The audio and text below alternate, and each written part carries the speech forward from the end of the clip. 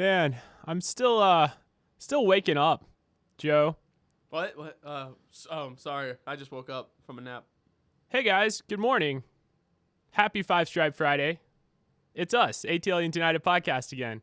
I'm Blake, the Marshman, joined by my glorious co-host, ATL Joe. And we're back once again. Thanks for letting us borrow your ears. We had a fun West Coast trip. We stayed up really late on Wednesday night, or Thursday morning, technically. Hopefully all you guys did. If you didn't, you missed one of the greatest finishes of all time. Hey, we're going to do this thing. Welcome to episode number 34 of ATL United podcast. We got Real Salt Lake. Let's do this, Joe. Let's do it.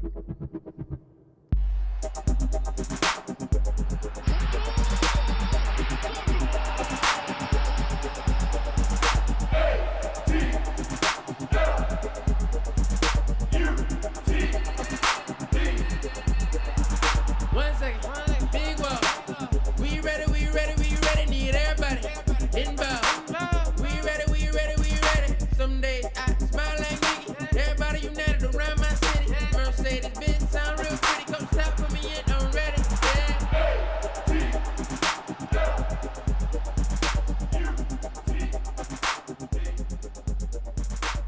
ATL United listeners, please, if you haven't subscribed yet, subscribe to our podcast and give us a 5-star rating for the 5 stripes, like Joseph Martinez's eyebrow.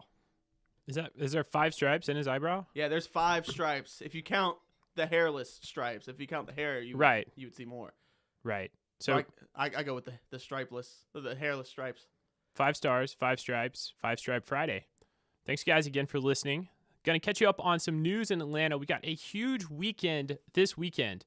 There's so much going on. Obviously, we have a home game Saturday night, Real Salt Lake coming into the Benz, and we need to be loud for this one, Joe. We're coming home again, Blake. It's been so long. Home at last. Yeah, I'm pumped. There's a lot of other stuff going on in the city. We got the Atlanta Beltline Lantern Parade. One of my favorite things that happens in Atlanta. It's going on at the same time as the game. But if the game ends on time, which soccer games normally do, bar some crazy amount of stoppage time, you should be able to catch the tail end of the Lantern Parade if you head straight for Piedmont Park. Based on my projections, rough projections. Yeah, and if it's anything like the last couple years, they'll do a little music venue at the skate park. If you go to Old Fourth Ward Skate Park, they got a big grassy field. And the last couple years that I've been, they've had live music going on all day long until the sun goes down. So that might be, if you're not going to go to the Benz and tailgate in their new Home Depot lot, then you might want to go enjoy some music and then Uber over to the game. Yeah, that's right. If you guys haven't caught it, we mentioned it a couple episodes back. The Home Depot backyard is complete. You guys are free to tailgate in it this Saturday. It's going to be beautiful. I think they're doing a little beer garden thing out there. We will be out there. It's going to be a blast. If you're really bored this weekend, there's a pumpkin festival in Stone Mountain. Wonderful. Chance to go pumpkin shopping. Get all your wonderful pumpkins for the season. Is it already that time? Pumpkin shopping time. It was 92 degrees today. I thought pumpkins were for at least 80, or maybe 82 degrees. I don't know. When do you buy your pumpkins, Joe? Right around this time of year. We typically go up to Helen, Georgia. Me and my big news.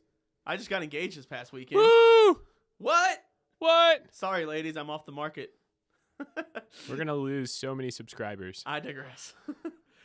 We usually go up to Helen, Georgia, and get some pumpkins, and it's a great time. Helen, yeah. Yeah, and it's right around this time. And you know what? It's another big news this weekend. This is not Atlanta news, which we usually stick to, but on Saturday, official Oktoberfest in Germany, in Munich, Germany, begins Saturday, September 22nd. Oh, that's definitely Atlanta news because Helen, yeah, is also a German town. I've been to Oktoberfest in Helen, Georgia. I think have you been? I've been to Oktoberfest in Germany? I've been to the Oktober. I made the trek going to Munich. I called a Champions League Bayern Munich game, and we went to Oktoberfest. And I can kind of tell you what it was like during the day, but it got really foggy, and my memory's not so good at night after those big beers. That would make sense.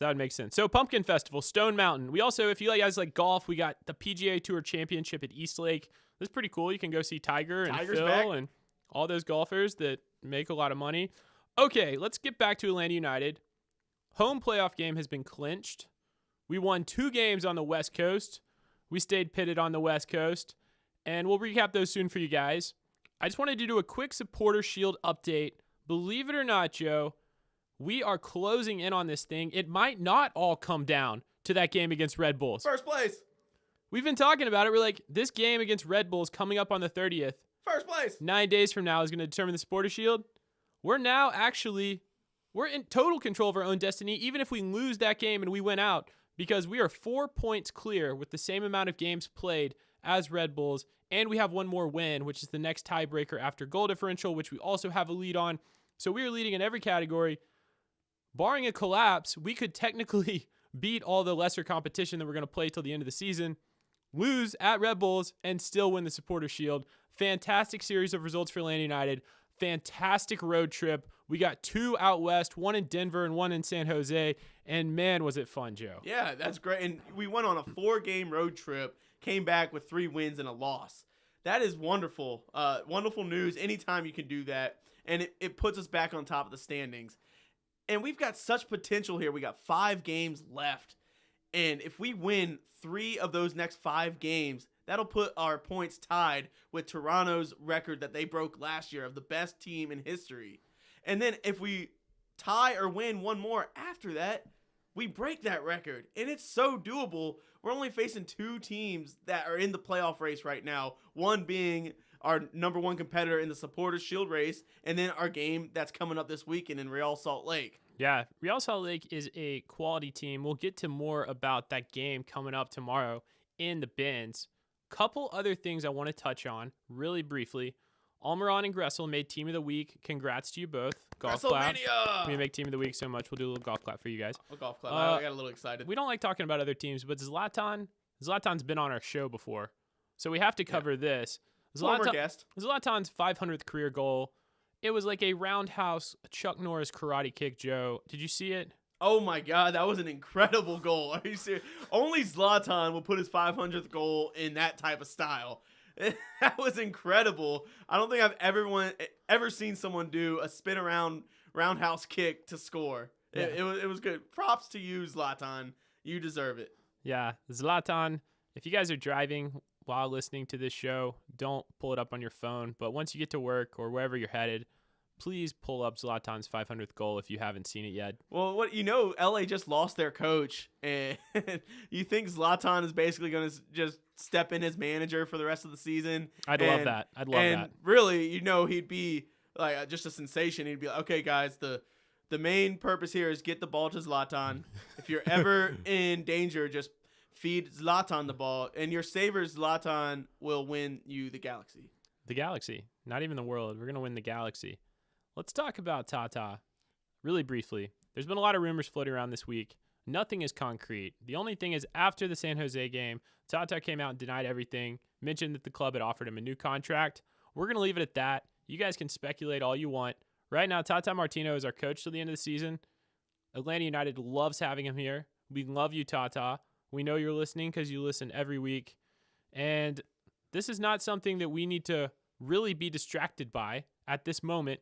We need to focus on our goals ahead.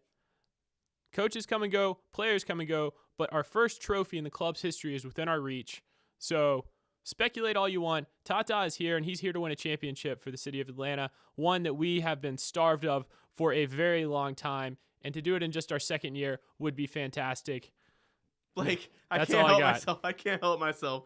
But you get right before the Atlanta United game, I was almost in a complete state of depression. Tata Martino news just came out before, and he was possibly going to Mexico or Colombia. We were down 4-1 at one point, and I was almost rage quit on everything. But things got better, and I digress. Other than that, Blake, tell me who else is hurting. Injury report. Injury report.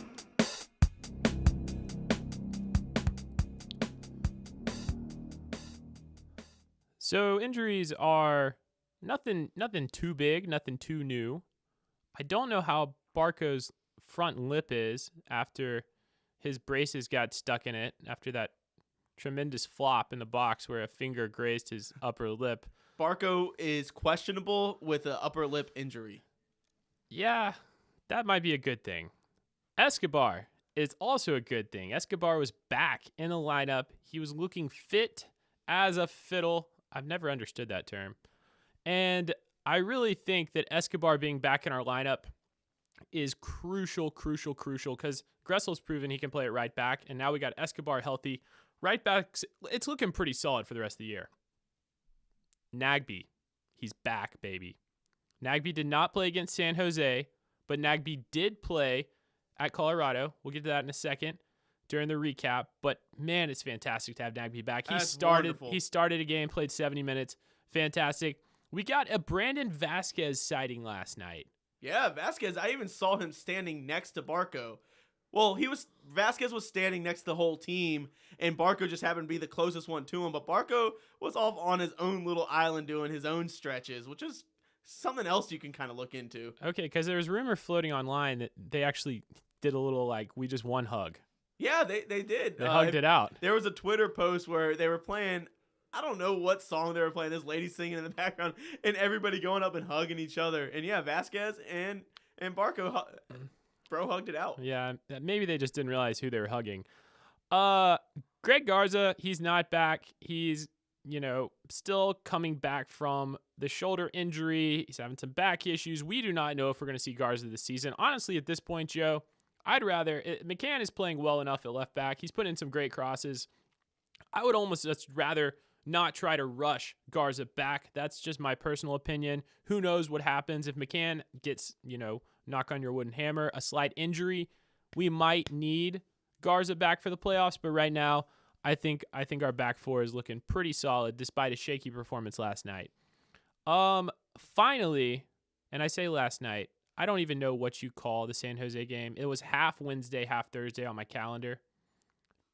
In real life, it was half and half too. It started at 11, ended after midnight. So. And I am so backed up on sleep deprivation. No, wait, what am I even trying to say? I can't even talk. I haven't gotten enough sleep is what I'm trying to say.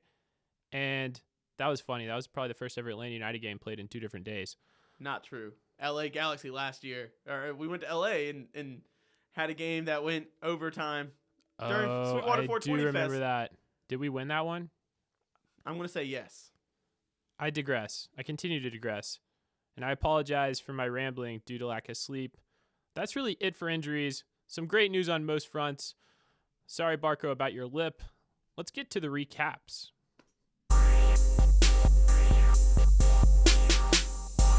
And what a jubilant time to recap 2 games. We won both of them.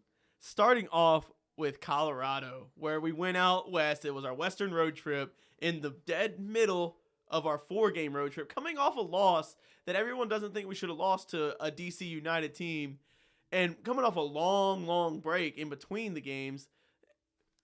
Blake, give me 3 thoughts on this Colorado game. I had 3 things to take away from this. 1, Miguel Almiron with 2 goals. Miggy, we thought you played fantastic. You were named player of the game. You got team of the week. Really catching form at a great time. Nagbe, you are a machine. You are a beast. This guy comes back from a long layoff, 2.5 months out, and starts. He doesn't even come off the bench his first appearance back. Plays 70 minutes and has a 100% passing rate. That's impressive, Joe. Finally, my third and final point is we got one more fusion from Miggy and Joseph. I love it. It was beautiful. It was a beautiful fusion celebration. I don't know about you, but that's got to be most of the city's favorite goal celebration is when they do that fusion. And the fusion is from Dragon Ball Z, as you guys should well know by now. And every time Joseph and Miggy link up for a goal, they lean over and they touch fingers, and it's pretty funny. It's Super great. Saiyan. Yeah, and they turn into something even more special. But yeah, I thought overall, Colorado, Joe, my takeaway was fantastic road performance from our fans. Thank you to all the fans, all number 17s that traveled out to Denver and caught that game. We had great fan support, both road games, but apparently from people that were there, it was almost 40 to 45% Atlanta United fans at Colorado. It was loud every time we scored. It's just fantastic road support from our classy fans. And before we move on to the earthquakes, I want to I want to highlight a couple more smaller, minor things out there. But Julian Gressel gets another assist. Not only did he do that, he got one in the next game too. So he's had multiple assists back to back to back. He now leads the team in assists. And then there was another appearance of Andrew Carlton, finally brought back into the lineup. Brought in as a sub late in the game. It's good to see him get on the field. And then the rotation that we saw when Nagby gets back in the game, we were wondering who would be the odd man out. That was Barco. More on that later when we talk about tactics, but Barco, 2 games in a row, not in the starting lineup. Yeah, you mentioned Gressel, and the last thing I'll hit on, this is pretty unbelievable. Talk about records. Joseph Martinez has 30 goals this season. Bradley Wright Phillips has had a fantastic year, is only at 19, but the assist leader, probably the second greatest, offensive statistic out there, besides goals, would probably be assists, most people would say. I agree. Believe it or not, Gressel has worked his way all the way into the top 4. He's got 13 assists this year. The leader is Boric Dockel at Philly, and he's only got 15. So if Gressel can get a couple more assists, we could have the Golden Boot winner and the MLS assist leader in the same year. And coming from a guy that is so versatile and plays so many different positions, Gressel mania. Take a bow. Mania. Yes, that is wonderful news, Blake. Thanks for bringing that up. And the form that he's been on, there's no doubt in my mind he can surpass and overtake that number 1 assist leader. And moving on, he got speaking of Gressel and speaking of moving on, the San Jose Earthquakes was the game where he came in and got another assist. But let's rewind a little bit and let's talk a little bit about this Earthquakes game. First off, it was another game that was not nationally televised. And if you guys didn't have the Spanish channel and you weren't able to watch it then, you were able to watch it via Twitter. And a lot of people were not able to get the English version of Twitter. And so they had to watch it in Spanish too. And unless you went to ATL UTD website and clicked on their link, they brought you to the English version of the Twitter stream, which I gave mad props to Twitter for showing the game. And then 92.9 The Game, as always, has been in there in the clutch, has broadcast the game live every single game all season long on their radio station. That's huge props to have a local radio station with the English broadcast. No offense to the Spanish language. I love the Spanish language, just I'm not 100% fluent in it, and I know a lot of our fans aren't, even though a lot of them are.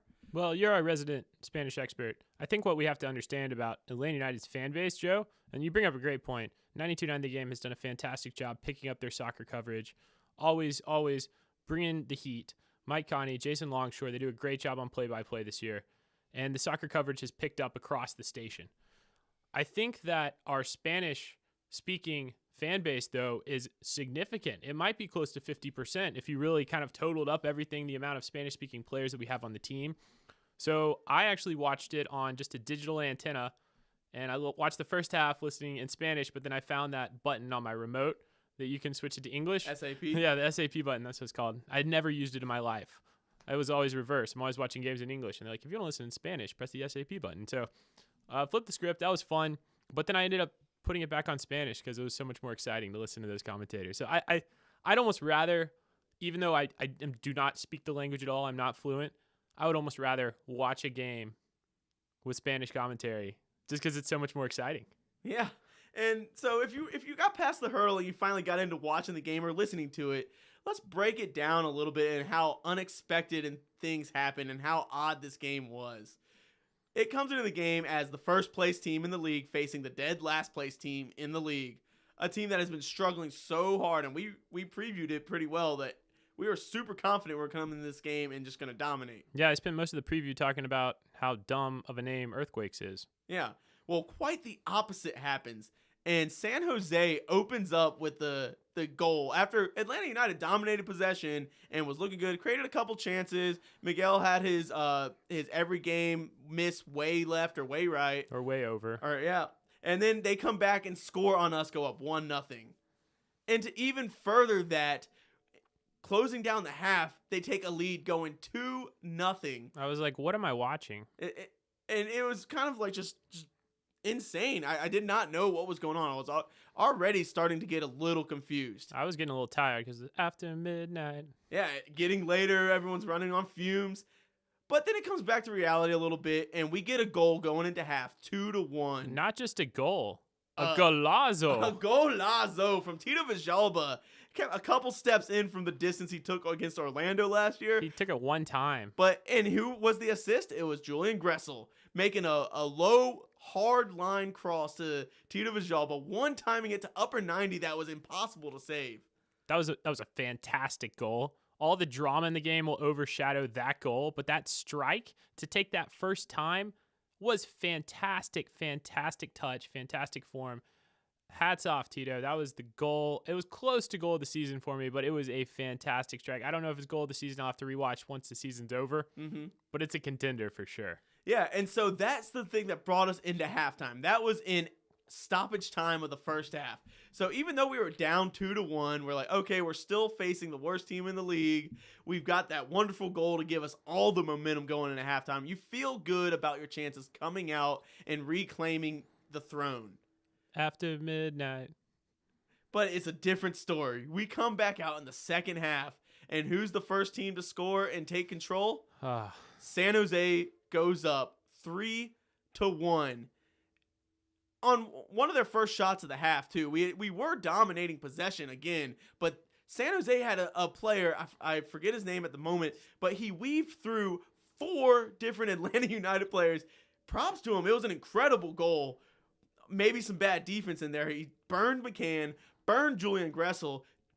LGP, who's usually pretty solid, didn't look like he didn't know what to do. He was caught in no man's land, lunged, froze, and the guy just walked past him. And before Escobar could get over there, he put a shot past Braguzan. It was embarrassing, to say the least. I thought it was a fantastic goal. And honestly, San Jose was taking it to us at this point. They weren't sitting back like most teams do against Atlanta United. And I think that's something that is a little bit worrisome because it's not like it was one of those teams that parked the bus, Joe. Like DC United? Exactly. They weren't just trying to counterattack. They actually had a higher passing percentage than us this game, if you want to get into statistics. Oh, maybe that has something to do with Darlington Nagbe not in that lineup. Maybe so. They had more shots, and they had more shots on target than us this game. So, we were honestly on the back foot at this point. It's 3-1. We kind of thought coming out, them only being up a goal at 2-1, I was thinking, okay, they went into the locker room and they're like, all right, guys, we got a 1-goal lead on the best team in the league. Let's just bunker down, put everyone behind the ball, and hopefully they don't score. But they just came out and attacked. I was impressed. I really was. And so now we're at 3-1, and the most befuddling thing happened all night long. Chris Wondolowski comes in the game, and just a few minutes later, Wando gets a breakaway. They pass a nutmeg of one of our defenders, and Wando beats Brad Guzan, puts it up. They're up 4-1. At this point in my life, I am so depressed about all the news going on. I almost rage quit on my team for the first time in the history of Atlanta United. I was ready to just give it all up and go home, go to sleep, and forget about it. But then there was VAR, and I was like, VAR. Okay. VAR. I can watch this VAR. Maybe they'll call the goal back. On my broadcast, all they showed was the replay of the goal, and I'm like, okay, he's clearly onside. Let's see what the ref says. And for the first time in history of ever watching the sport, the ref waves off a goal on one end and points to the penalty spot on the far end of the other field. And of course, Joseph Martinez steps up and puts it in. So in a matter of 10 seconds, we go from being 4-1 down to being 3-2 down with a legit chance at coming back and winning this game. It was the craziest sequence I think I've ever seen in soccer, especially because VAR is new for pretty much everyone. It's only been around 2 or 3 years in all the leagues. This was the first World Cup we'd ever seen it at. Obviously, we got it in the MLS last year. Had some controversial calls. All the way through, this was the most ridiculous thing I've ever seen. Now, looking back, he got it right. Let's backtrack a little. Obviously, Wondolowski, at first, I thought they were reviewing the goal for Wondolowski being on or offside. Mm-hmm. That's what it looked like on the TV broadcast. That's even what the broadcasters thought. But what they didn't see is before Wondolowski got broke on that counterattack, obviously there was a handball in the box. And on replay, I really don't know if this is the right way to use VAR. I don't know how you can stop play quicker. I think whoever the VAR ref was should have radioed in to the head ref that there was a handball in the box. But when you watch it back, he does raise his arm up to block one of our crosses. It was the right call. It was the wrong timing. Would you agree, Joe? Yeah, I would agree 100% that was the right call, but this is going to be something that's going to be reviewed for VAR in the future, and we'll see how it plays out, because he got that call right. It's just an anomaly that it took over a minute and a half to get to that VAR call, and then on top of, to complicate everything else, is that they scored a goal to go up 4-1 and we're on top of the world, just to be taking everything away. And how deflating do you feel after being up 4-1 to lose a goal and gain a goal on the other side? And that really turned the tides of the game, and it came down to the very last minute when we tied it up a few minutes later, and then all the way to the 90th plus minute, Joseph Martinez comes in with this incredible goal to win it. Yeah, I mean, this was the most exciting, incredible finish that I've seen as an Atlanta United fan. Maybe I was just sleep deprived and delusional, but when you watch kind of the goals that came in, Lima scores. I believe his name was Housen for San Jose. He started out as their striker. He scored a little chip over Brad. We come back with Tito, just a stunning goal. Vaco is the player who you forgot. It's pretty tough to remember because his name is actually Valeri Kvazishvili. He's a Georgian, not from the state of Georgia, but from the country of Georgia, international footballer. He comes in and scores a Messi-like goal, cutting through 5 players. Joseph, we go from being down 4-1, Wondolowski, a U.S. legend. Just to kind of recap it all, he gets his goal taken away. He argues with the ref for the rest of the game. Joseph grabs the ball, kicks it in. Miggy gets a goal, and then Miggy crosses it into Joseph. I have never, ever seen a more slow motion goal in my life than Joseph jumping up between those 2 center backs with that beautiful hair flying in the wind. And once he rose up, you knew he timed his jump perfectly. It was in the back of the net. And the most exciting, I don't even know what time it was at that point, 1 a.m. on my couch, and I went nuts. I went bananas. Yeah, you're not the only one that went nuts. And I want to give a little shout out to our wonderful radio station we mentioned. And Mike Conti had that game-winning call. And we have a little clip of Mike Conti giving it to all our fans who are listening to it on the radio. And Rametti nearly dispossessed by Youngberg. LGP slides to send it up to Barco. Ezekiel playing it through to Almiron, now left attacking third. Almiron's cross for Joseph. Score! They're going to do it! There you have it, guys. Thank you, Mike Conti, and thank you, Atlanta, for all of that. And for summing up exactly how I felt but couldn't quite say it. That, Mike Conti, great call. Great job. Yeah. I came up with a little song after this game, Joe. I was with you when we were writing it down, jotting. I think I kind of got the tune to it. I'm down to help you sing it. Well, maybe we can make it big. I've heard a couple different supporters sections across the world. Actually, I've seen it on YouTube singing the song at soccer matches, and it's really great. It's from Bob Marley's 3 Little Birds, and it's a fun little tune, don't worry about a thing. So our version is going to be a little different. We're going to shout out to some Atlanta United players. So, don't worry about Miggy, because Joseph and Tito got the victory. Don't worry about Tata, because he may or may not leave or sign a new contract because Uncle Arthur Blank check has lots of money. Blake, we might need to work on that. After that, I think I need a beer. Beer of the week! Every week. Every week. And we got a wonderful beer for you guys today. And this is a shout out to Mike Conti and shout out to 92.9 The Game radio Jason station. Longshore. Jason Longshore as well. And to Dukes and Bell, because Oconee Brewery made an exclusive Dukes and Bell Hey Man Blonde Ale. And I'm going to give this a little spike in to 92.9 The Game. And we got our own little ATL spike in chant, kind of like their Hey Man slogan. Here we go. ATL. Hey, man. I don't know if I did that right. It's louder, right? Hey, man. Hey, man. We are not. Copyright and trademark to Mike Conti. All props to... sorry. Dukes and Bell. Dukes and Bell. Mike Hey, Connie, we man, love hell. you too. But this is a big props. And 92.9 The Game, who's been there with Atlanta United from the start. These beers are for you guys. Yeah.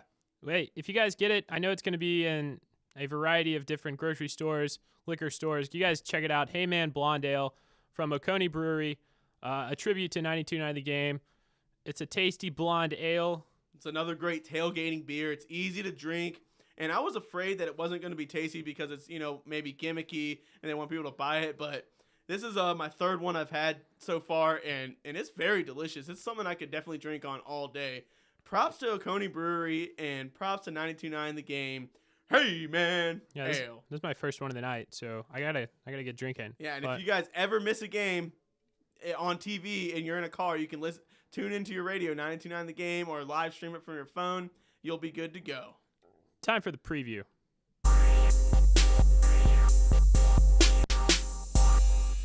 Home sweet home. We are back, baby. It's been forever. I cannot remember the last time I was in Mercedes-Benz Stadium. And we are coming back. And what a good time to come back. The weather may be getting cooler. I don't know yet because it hasn't changed quite. No, I think it's still going to be in the 90s. The Home Depot backyard is opened. I'm excited to go check out tailgating in a grass lot instead of asphalt. It's still going to be hot. It's still going to be fun. We can kick soccer balls around on grass, real grass. And you guys can be drinking. We'll be back in the stadium. And we get to face one of the two remaining playoff contending teams on our schedule. And we've got a little test for us here. We're playing Real Salt Lake, RSL, a team that has a wonderful academy system, and they've proven it throughout the years. This team is sitting currently 5th place in the standings. And recently, they've had back-to-back 6-goal games. Yeah, they're playing well. They're in 8th in the Supporters Shield, 5th in the conference. They're probably going to make the playoffs based off what I'm looking at right now. The thing about Real Salt Lake is they are terrible on the road as compared to their home record. Yes. At home, they've won 10 games. They've only lost 1 game all year at home, drawn 4. Away, they've only won 3 games all year and lost 9. But with our shaky home field form, kind of a toss-up. I still think advantage us. We've still won 8 games at home this year. We should have a leg up. We should have a good home field advantage, and we need to be loud on Saturday night. RSL is, like you said, 3 wins, 9 losses, 2 draws on the road. But one of those 3 wins was the aforementioned 6-goal game against Colorado. But I've got to kind of put a little asterisk by there because they scored 6 goals against Colorado when they were 2 men down. They got a red card in the 9th minute and another one late in the second half. And 4 of their 6 goals came in the second half. It was a lot like our game against New England last year where we were playing 2 men up. But they also scored 6 goals against LA Galaxy. This one was at RSL in Utah. So it was a home game for them. But it's a little bit of a danger that we can see they can score a ton of goals. And they've won 3 out of their last 4, but they're coming off a tie against Minnesota United. So they kind of hit maybe a speed bump or maybe it's a blip in the road where they won 3 games in a row, then they tied 1. They're still 4 games without losing coming into Atlanta with a lot of confidence. Yeah, I think we got to hit on their road form one more time just to kind of sum it up for you guys to get a good feel of the quality of this team coming into Mercedes-Benz is they have a negative 12 goal differential on the road. And like you said, 6 of those goals were actually in a win against Colorado, where Colorado was back against the wall. So if you took away that game, they'd have a negative 18 goal diff on the road. This is a team that struggles on the road. They are going to be obviously in a different time zone. We'll see how they handle that. We seem to handle it pretty well. Thankfully, we had some nice gaps in between. Coming into Mercedes-Benz is going to be a challenge for them. And once again, I'm going to challenge the fans to truly be number 17 this game, get behind our guys the entire game, because we got to rock it out. We got a chance at a championship. The Supporters Shield is a championship. It is the regular season championship. If we get a trophy, it would be huge for this club. I cannot hit on this enough. And every home chance we get, we have to be rowdy, proud, loud. If you're in the supporters section, get behind the team. I don't care if you're not in that middle section. Get behind the team. Not only would a win be huge in the Supporters Shield standings, a win would put us one step closer to breaking Toronto's record that they just set last year. Yeah. If we get 3 wins and a draw or 4 wins, we set a new record. In Atlanta, we love breaking records. And only our second year to have the best record in MLS history, that'd be incredible. Let's talk a little bit about, Real Salt Lake and some of their threats. We've mentioned their terrible road form. We mentioned how we are on our way to a trophy. While we are breaking all these records, we kind of have to focus on the task at hand here Saturday night, not get carried away by the drama, not get carried away by the rumors about the future. Let's focus on one game at a time. Who is the threats coming from Real Salt Lake? Because I have not watched them a lot this year. I don't know much about this team. I know you've done some scouting, Joe. Who do we need to watch out for? Yeah, so Real Salt Lake, as I mentioned just a few seconds ago, they have a really good academy. And it's really cool to watch them if you're a USA national team fan, because they bring up a lot of American soccer players.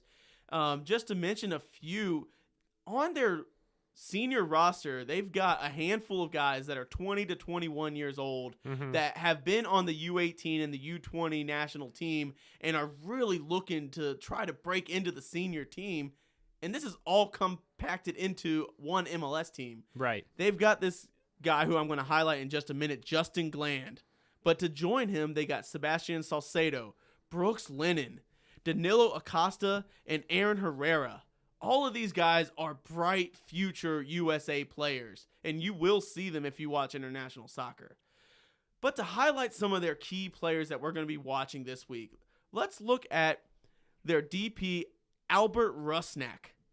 And this is a guy that was brought in last year. He came into their league, and he scored 7 goals with 14 assists in last year. And he's carrying it through this year where he's going more goals with 10 goals and 7 assists to start the year. And he is a 24-year-old designated player, one guy that's really taking the league by storm, and he's kind of been really good. But then to complement him, another player, I'm going to name them both because of what they've done recently, is Damir Krelak, who's got 11 goals and 6 assists. And I mention them both because tactically they've just made a shift, and this has kind of happened with the back-to-back 6-goal games they've had, where before that they've struggled to score goals. But their coach has recently changed their formation to have Rusnak and Krelak playing 2 false nines, kind of staggering, where they don't have a true 9 and 10 or playing 2 attackers or 2 attacking midfields.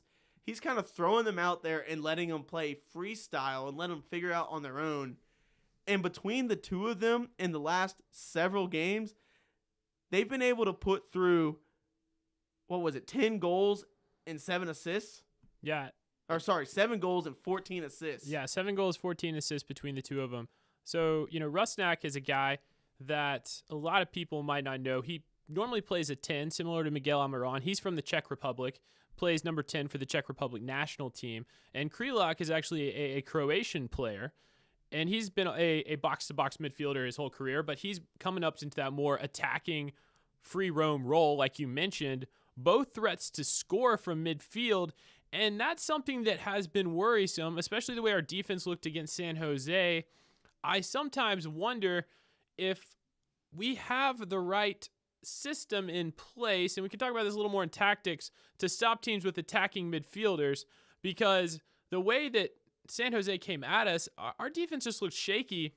We lost 3 out of 4 air duels. So I know this is like a statistic that might not matter. We always say stats don't matter in soccer. But against San Jose, 75% of the time the ball was in the air and it was a header, San Jose won the ball. Now, I thought our center backs did a great job, but these guys are also powerful in midfield. And if they can win the balls in the air and they try to play an aerial game against us, we got some short guys out there. Remedy had a fantastic game against San Jose. He actually won man of the match. But Remedy is a very short little guy. And Nagby's not too tall either.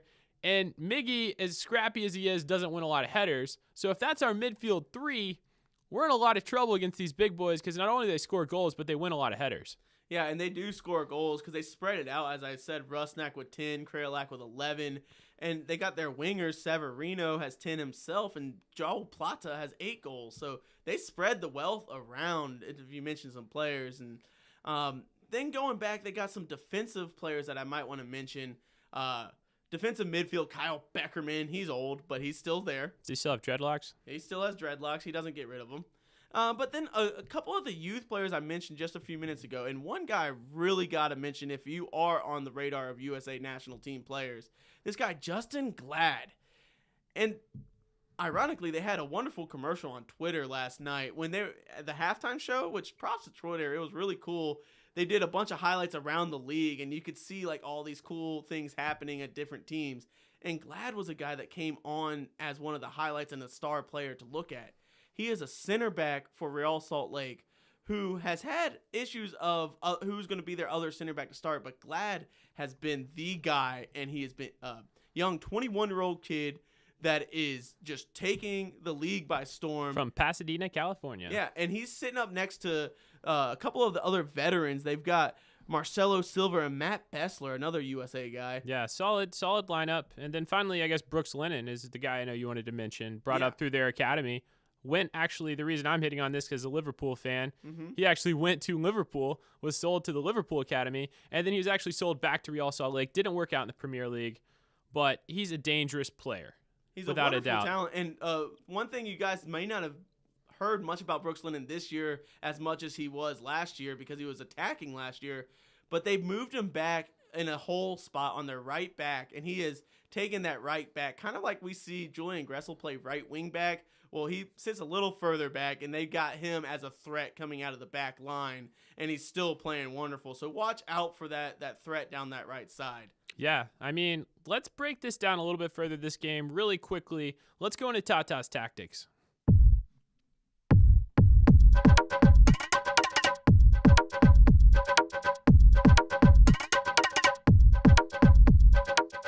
Okay, Joe, we've had a lot of different tactics. We've had a lot of different formations we've seen. I just have a couple questions for you. One, is Gresselmania the most versatile / underrated player on our team? Absolutely, yes. And I think Tata's starting to realize this. And Tata, we know you listen to Tata's tactics every week. If there's one guy that I'm having trouble, no matter the lineup, no matter the formation, we've become a very fluid, developing team that can rotate formations. We can go 3 at the back, we can go 4 at the back. Gressel is the most versatile player in the system. We saw him play midfield last night. We saw him play right back last night. And we saw him play right wing at some points. And against San Jose, that was tremendous.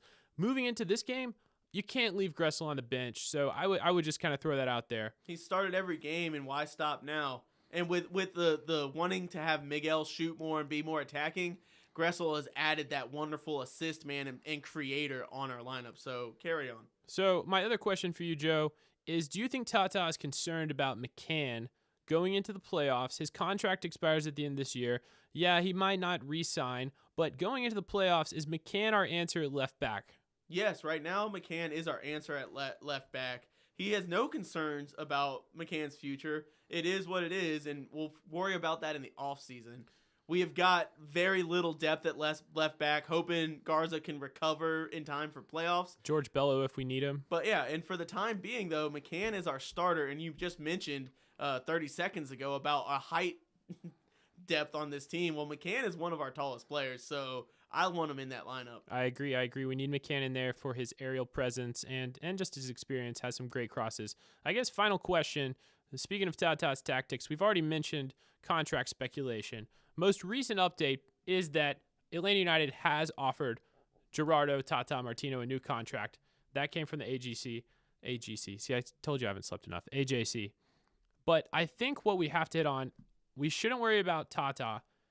What we need to worry about tactically is, do we have the depth to not only win the Supporter Shield, but make this run at the MLS Cup? That would be my question. If I could ask Tata, and Tata, since you're listening, you can tweet back at us. I don't know if Tata tweets. You can email us.